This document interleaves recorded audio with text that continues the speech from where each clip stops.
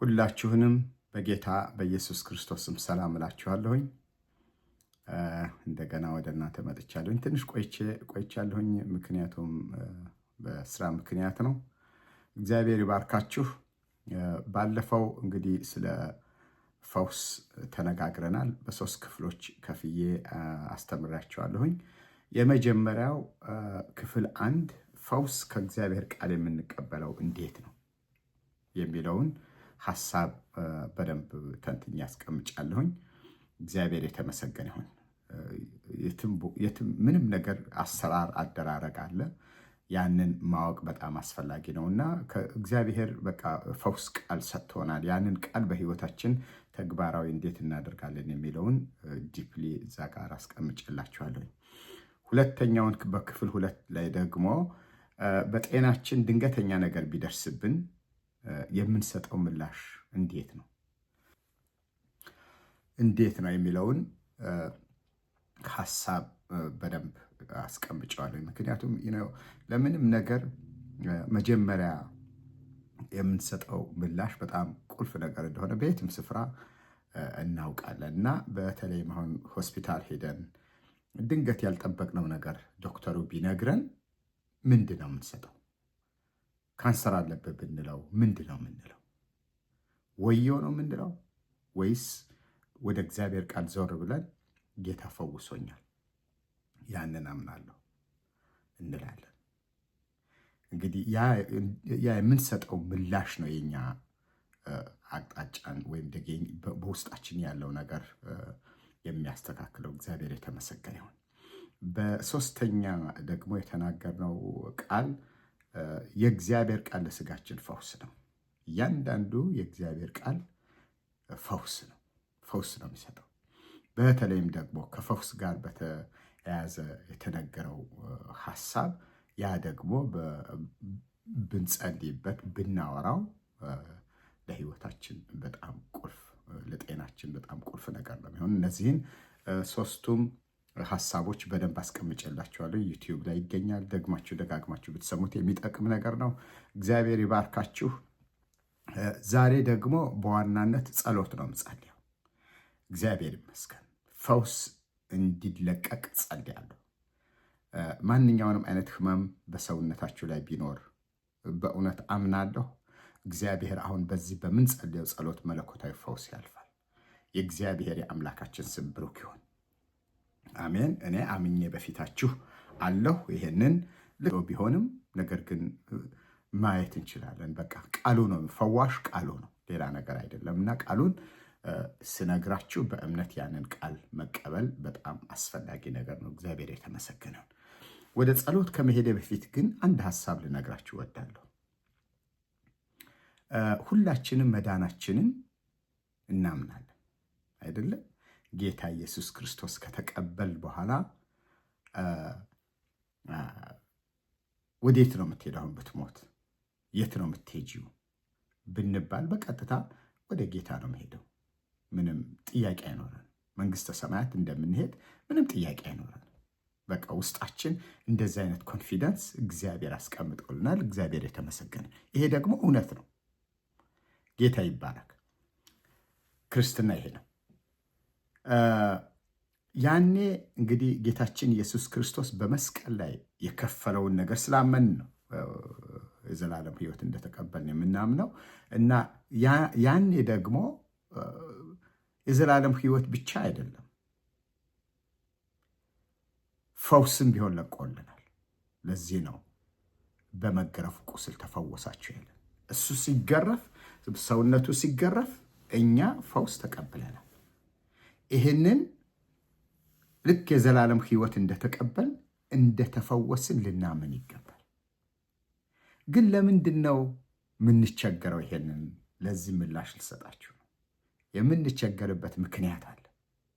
ያ የዘላለም ሕይወት እንደተቀበል የሚያረጋግጥልን ምንም ነገር የለም፣ መጽሐፍ ቅዱስ ብቻ ነው፣ ቃሉ ብቻ ነው። ይሄ ደግሞ ከምንም በላይ ነው። እግዚአብሔር የተመሰገነ። ቃሉን ብቻ ነው፣ ሌላ የምንጠብቀው ነገር የለንም። ስለ ፈውስ ግን ስጋችን እንዲያረጋግጥልን እንፈልጋለን። ስሜታችን እንዲያረጋግጥልን እንፈልጋለን። ሰዎችንም እንዲያረጋግጡልን እንፈልጋለን። ይሄ ነው ተግዳሮቱ እንጂ የእግዚአብሔር ቃል ሕያው ነው፣ እውነት ነው፣ ከምንም በላይ የሆነ ነገር ነው። ተፈወስክ ካለ ይሄን አምኜ በሰውነቴ ላይ ይህ ፈውስ እንዲለቀቅ ማመን እንጂ ማረጋገጫ ሌላ መጠበቅ አልነበረብንም። ግን ስጋችን ይጠብቃል፣ እኛም በቃ ብዙ ነገር እንድንጠብቅ ያስገድደናል። በዚህ ምክንያት ነው። ነገር ግን ዞር እንድትሉ ነው። ከዛ ወጥተን ከስጋም ከስሜትም ከምንም ነገር ወጥተን በእግዚአብሔር በአምላካችን ቃል ተደግፈን እንድንወጣ እንድንገባ የእግዚአብሔር ጸጋ እንዲረዳን ነው ምነግራችሁ። እግዚአብሔር የተመሰገነው አሜን ነው። ጌታ ይባረክ። እንግዲህ የፈውስ ምንጭ ምንድን ነው? የእግዚአብሔር ቃል። ቃሉን ላከፈወሳቸው ነው የሚለው። እግዚአብሔር የተመሰገነው እና ዛሬ ቃል ይልክላችኋል ኢየሱስ። አሜን። ይሄንን ቃል ነው ምነግራችሁ። አንደኛው አንደኛ ጴጥሮስ ምዕራፍ 2 ቁጥር 24 ላይ የተጻፈውን በመገረፉ ቁስል ተፈወሳችሁ የሚለውን ይሄንን በመጀመሪያ በደንብ አድርጌ ተንትኜ አስቀምጫል። ለስጋችን እንደሆነ ለዘላለም ሕይወት ብቻ እንዳልሆነ ለስጋችን እንደሆነ መጽሐፍ ቅዱስ ክሊርሊ ያስረዳል። እግዚአብሔር የተመሰገነ ይሁን እና ይሄንን የመጀመሪያ ቪዲዮ ላይ በደንብ ስላስቀመጥኩት ልትመለከቱ ትችላላችሁ። እና በዚህ ቃል ይዘን ነው በእናንተ ላይ ፈውስ እንዲለቀቅ ምንጸልየው። አሜን ነው። ሁለተኛ ደግሞ ማርቆስ 6:55 ላይ እሱንም አውጥተን ልናየው እንችላለን። 55 እና 56 በዚያች አገር ሁሉ ዙሪያ ሮጡና እርሱ እንዳለ ወደ ሰሙበት ስፍራ ሕመምተኞች በአልጋ ላይ ያመጡ ጀመር። ቁጥር 56 በገባበትም ስፍራ ሁሉ መንደርም ከተማም ገጠርም ቢሆን በገበያ ድውዮችን ያኖሩ ነበር። የልብሱንም ጫፍ እንኳ ሊዳሱ ይለምኑት ነበር። የዳሰሱትም ሁሉ ዳኑ ይላል። አሜን በሉ እስኪ። የዳሰሱትንም ሁሉ ዳኑ ነው የሚለው። ኢየሱስ ጌታ፣ ሃሌሉያ። ቃል በቃ እግዚአብሔር ስም ብሩክ ይሆን። ይነዝራል ውስጥ የዳሰሱትንም ሁሉ ዳኑ። ይህን ቃል እናንተ ብትሉ ደስ ይለኛል። የዳሰሱትን ሁሉ ዳኑ። ይሄ ጌታችን ኢየሱስ ክርስቶስ በአካል በነበረበት ጊዜ በስጋ በአንድ ቦታ ነበር፣ ሊሚትድ ነበር፣ ውስን ነበር። አሁን ግን ጌታ ኢየሱስ ክርስቶስ ምድርና ሞላዋ ሞልቷል። የትም ስፍራ አለ፣ በየትኛውንም ስፍራ አለ። በእኔ ውስጥ አለ፣ በአንተ ውስጥ አለ፣ በአንቺ ውስጥ አለ። እግዚአብሔር የተመሰገነ። በቤተ ክርስቲያናችን አለ። አሜን። በየትም ስፍራ አለ። በገበያ እንኳን ይላል እዚህ ጋር። ሃሌሉያ። የትም ስፍራ ኢየሱስ አለ። አሜን። ስለዚህ መዳሰስ ነው የሚያስፈልገው። ዳሱት በእምነት በጌታ በኢየሱስ ክርስቶስ። ዳሽው እህቴ፣ አሁን እዳስሃለሁ በሉት። ይኸውላችሁ ልንገራችሁ፣ ክርስትና አፍ ነው። ማንኛውንም አይነት ነገር በክርስትና ውስጥ የሚገኘው ከአፋችን ስንናገር ነው። ወፍ ታውቃላችሁ፣ ምንም ነገር ቤቱን የሚሰራው የሚበላው ምንም ነገር የሚያደርገው በአፉ ነው። ክርስቲያንም ቢሆን እንደዚሁ ነው። ሁሉንም ነገር በአፋችን ነው። አፍ ጋ ነው ያለው።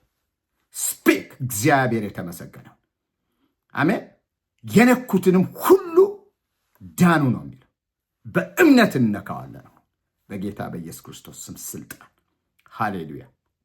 አንዱ በዚህ ቃል ይዘን ነው የምንጸልየው። ሃሌሉያ። ሌላ አንድ ሁለተኛ ቃል ልስጣችሁ። ኤርምያስ 30:17 ላይ እኔ ጤናህን እመልስልሃለሁ፣ ቁስልህንም እፈውሳለሁ። አይገርም? ጌታ እኮ ነው የሚላችሁ እህቴ፣ እግዚአብሔር እኮ ነው የሚልሽ።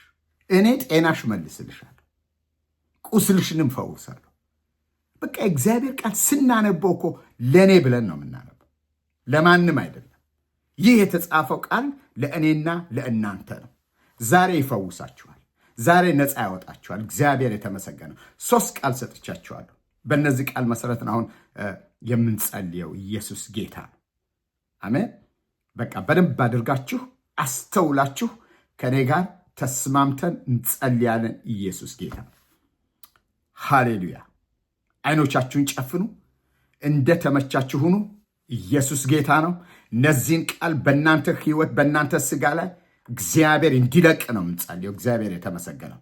ሃሌሉያ ሃሌሉያ። ራካቶሳ ክሌድ ሌበሬዴ በጀኔ ሜዶና ማግላላ ባራና ማዶና ማሳንቶ ጄፓራ ፓክላ ሀዱላ ባራና ማዶና ማሳት ረዲገሬ ሌበሬዴ በጀኔ ሜዶና ማግላላ ባራና ማዶ ሪአዶሳ ክሌድ ሌበሬዴ በጀኔ ሜዶና ማግላላ ባራና ማዶ። አባት ሆይ እናመሰግንሃለን። የሰማይና የምድር ጌታ እግዚአብሔር ሆይ እናመሰግንሃለን። ጌታ ሆይ ስምህ ይባረክ። የዛሬ 2000 ዓመት በቀራንዮ መስቀል ዋጋ ከፍለህ እግዚአብሔር ሆይ ልጆችህ አደረከን። ሰላም ሰጠህን፣ እረፍት ሰጠህን፣ ድል ሰጠህን። እግዚአብሔር ቀንበራችን ሰበርክ።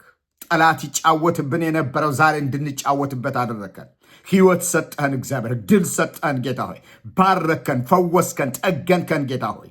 እናመሰግንሃለን፣ እናመሰግንሃለን፣ እናመሰግንሃለን፣ እናመሰግንሃለን። ትባረከን ጌታ ሆይ። ስምህ ይባረክ የእስራኤል ቅዱስ ጌታ ሆይ። እና ከፍ ከፍ እናደርግሃለን፣ እናደንቅሃለን። እግዚአብሔር አምላካችንና አባታችን ሆይ በእውነት ጌታ እግዚአብሔር ሆይ በብዙ እግዚአብሔር ሆይ የባረከንን፣ በብዙ ያዳንከንን፣ በብዙ እግዚአብሔር ሆይ የመረጥከን፣ ያጸደቅከን፣ ሕይወት የሰጠህን አንተ ነህ እግዚአብሔር ሆይ። በጌታ በኢየሱስ ክርስቶስ ስም እናመሰግናለን።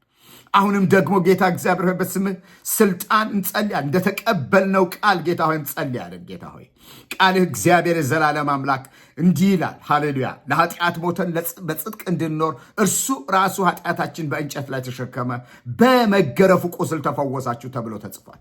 አባቱ ይህን ቃል እናምናለን። ይህ ቃል መለኮት ነው። ይህ ቃል ያንተ ቃል ነው። ይህ ቃል ሕይወት ነው። ይህ ቃል ጤና ነው። ይህ ቃል ሰላም ነው።